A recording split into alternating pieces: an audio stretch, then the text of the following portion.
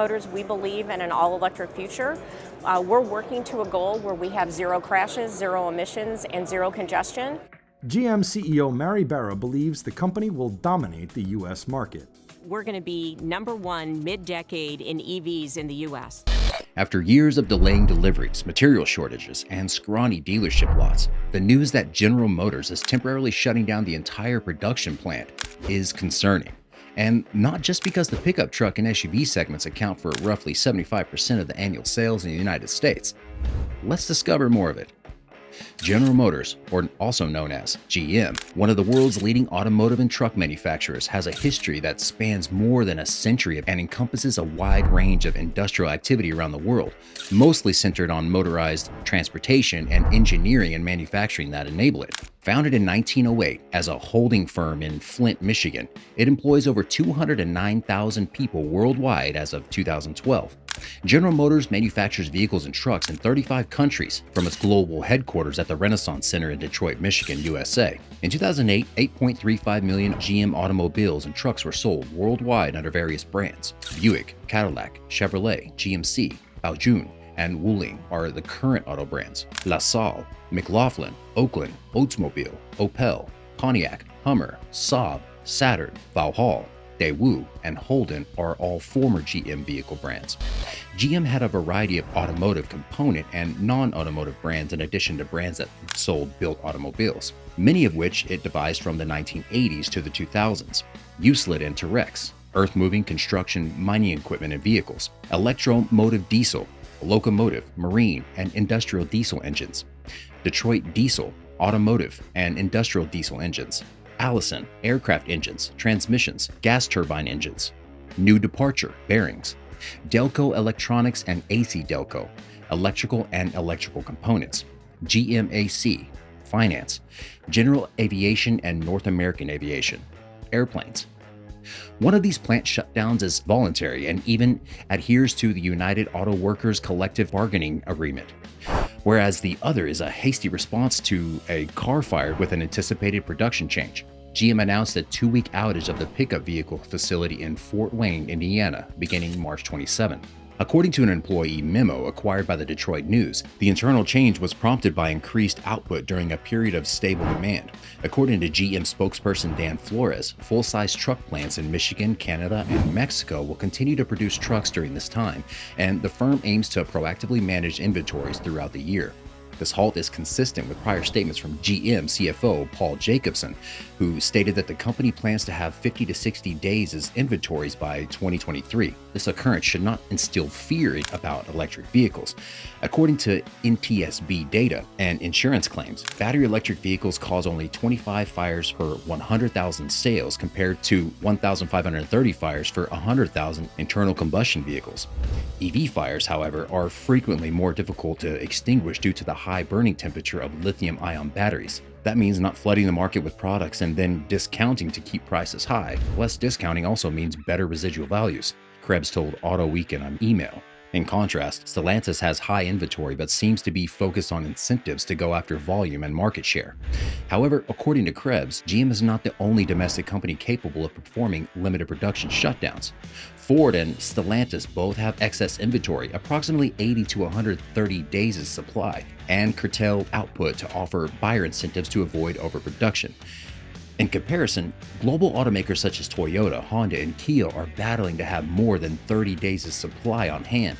According to Krebs, automakers were diligent in keeping production in line with demand following the Great Recession, though not to the same extent observed as a result of modern material shortages. The concurrent removal of the infamous Jobs program, negotiated by the UAW, also played the key effect in automakers' proclivity to idle factories at the time. The program had required automakers to put employees who have been laid off into a program where they still got full pay. Krebs pointed out, eliminating that program gave the domestic automakers more flexibility to idle plants when inventory was high or for whatever reason. The automaker is now delaying $12 billion in EV expenditures, with CFO John Lawler implying that future EV promises may be reduced. Despite everything, one thing remains constant.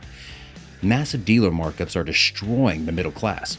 The road to EV adoption in the United States is plagued with challenges, not least the lack of vehicle charging infrastructure and high prices of EVs in comparison to their gas-powered equivalents. According to a Cars Direct report, Chevrolet dealers have begun layering their own markups in the manufacturer's suggested retail price, or MSRP, after getting the new Chevrolet Blazer EV. Dealers from Wisconsin to California have been caught adding a stunning $10,000 markup on a mid-trim Blazer EV RS's $60,215 MSRP. This pricing strategy creates an unequal playing field when compared to competitors such as Tesla's Model Y, which starts at a significantly cheaper $38,990 before federal tax credits. The Chevrolet Blazer EV isn't the only GM vehicle to face excessive dealer markups. Despite GM's warnings, the massive GMC Hummer EV has seen markups of up to $50,000 beyond its six-figure MSRP. In contrast to GM's plan, Ford and Hyundai are taking moves to more closely align their prices with Tesla's. Following Tesla's price decrease, Ford is providing up to $7,500 in discounts on the Ford F-150 Lightning electric pickup, while Hyundai has reduced leasing prices on the classic 5 crossover and iconic 6.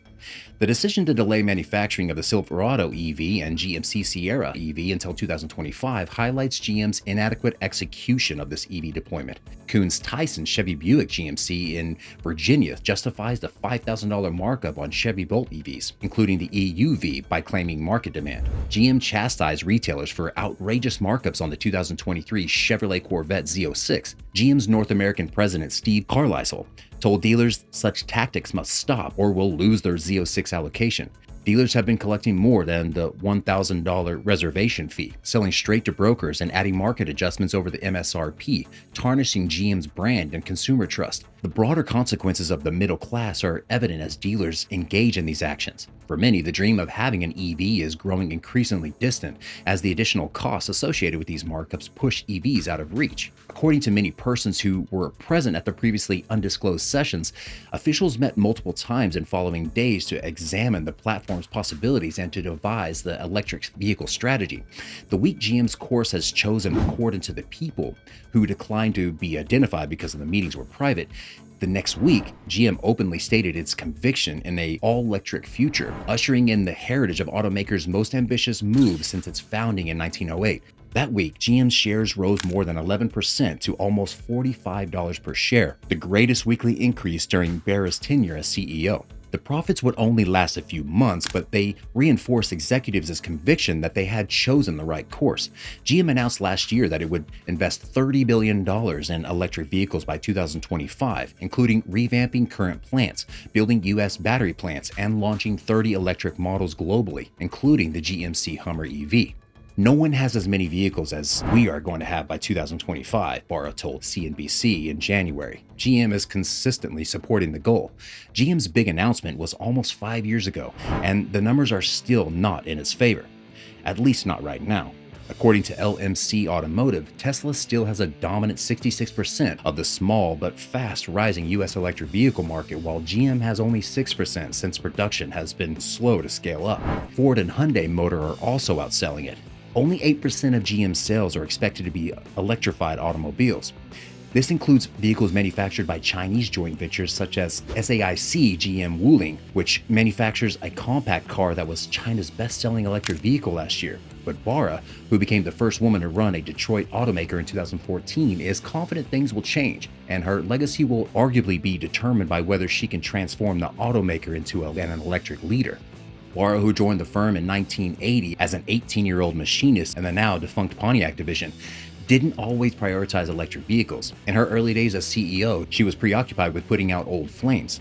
Initially, it was the result of a devastating recall caused by faulty ignitions that caused drivers to lose control of their older model cars, resulting in more than 120 deaths. Then, traumatized by the automaker's near-death experience during her tenure, Barra would reduce employment by 27% to 150,000 employees and significantly reduce the company's worldwide footprint by quitting areas such as Australia, Europe, and Russia. The moves, enacted over a number of years, would prove dividing among lawmakers, and the United Auto Workers crisis in 2009. Barra concentrated on making the firm leaner. We'll return with additional details and videos. Please remember to like the video if you thought it was informative and helpful. Please leave your comments, subscribe to our channel, and check back for more thought-provoking videos.